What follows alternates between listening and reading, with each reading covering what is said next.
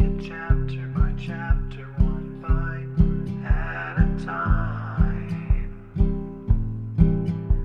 So many adventures and mountains we can climb.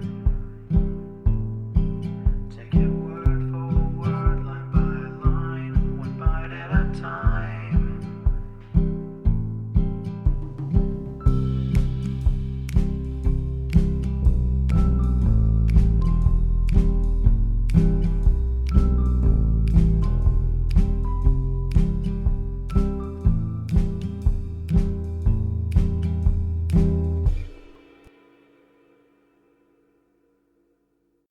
Welcome to Bite at a Time Books, where we read you your favorite classics one bite at a time. My name is Bree Carlile, and I love to read, and wanted to share my passion with listeners like you. If you want to know what's coming next and vote on upcoming books, sign up for our newsletter at biteatatimebooks.com. You'll also find our new t-shirts in the shop, including podcast shirts and quote shirts from your favorite classic novels. Be sure to follow my show on your favorite podcast platform so you get all the new episodes.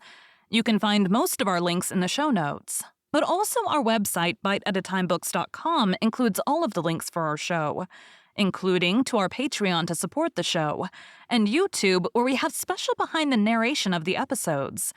We're part of the Bite at a Time Books Productions Network. If you'd also like to hear what inspired your favorite classic authors to write their novels, and what was going on in the world at the time, check out the Bite at a Time Books Behind the Story podcast, wherever you listen to podcasts. Please note, while we try to keep the text as close to the original as possible, some words have been changed to honor the marginalized communities who've identified the words as harmful, and to stay in alignment with Bite at a Time Books' brand values. Today we'll be continuing Les Miserables by Victor Hugo. Chapter 17. Is Waterloo to be considered good? There exists a very respectable liberal school which does not hate Waterloo. We do not belong to it. To us, Waterloo is but the stupefied date of liberty. That such an eagle should emerge from such an egg is certainly unexpected. If one places oneself at the culminating point of view of the question, Waterloo is intentionally a counter-revolutionary victory.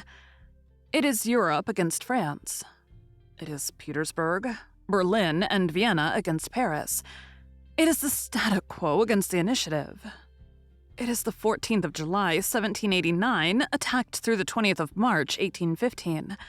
It is the monarchies clearing the decks in opposition to the abominable French rioting. The final extinction of that vast people, which had been in eruption for 26 years. Such was the dream. The solidarity of the Brunswicks, the Nassau's, the Romanovs, the Hohenzollerns, the Habsburgs, the Bourbons. Waterloo bears divine right on its crupper.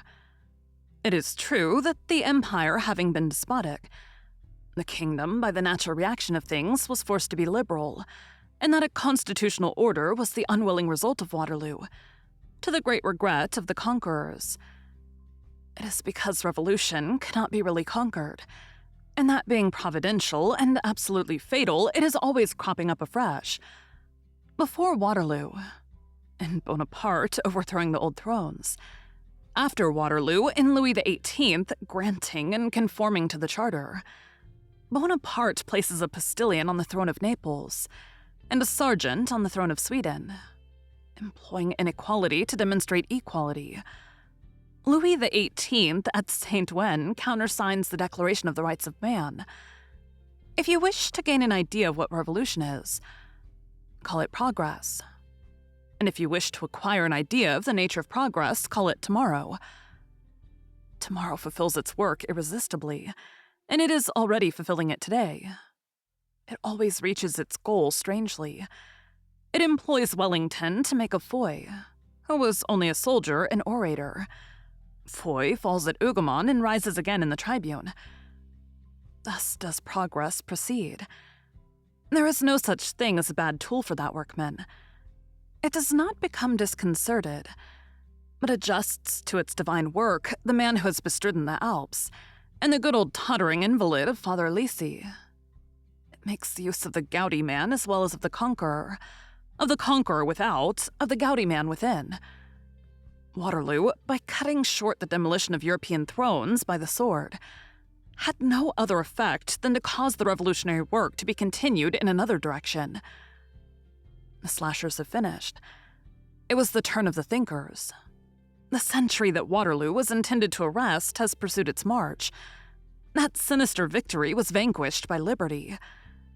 In short, and incontestably, that which triumphed at Waterloo, that which smiled in Wellington's rear, that which brought him all the martial staffs of Europe, including, it is said, the staff of a marshal of France, that which joyously trundled the barrows full of bones to erect the knoll of the lion, that which triumphantly inscribed on that pedestal the date June 18th, 1815, that which encouraged Blucher as he put the flying army to the sword, that which from the heights of the plateau of Mont Saint Jean hovered over France as over its prey, was the counter-revolution.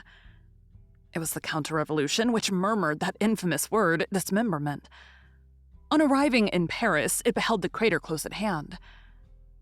It felt those ashes which scorched its feet, and it changed its mind. It returned to the stammer of a charter. Let us behold in Waterloo only that which is in Waterloo. Of intentional liberty there is none.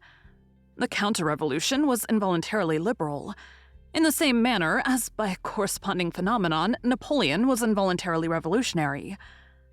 On the 18th of June, 1815, the mounted Robespierre was hurled from his saddle.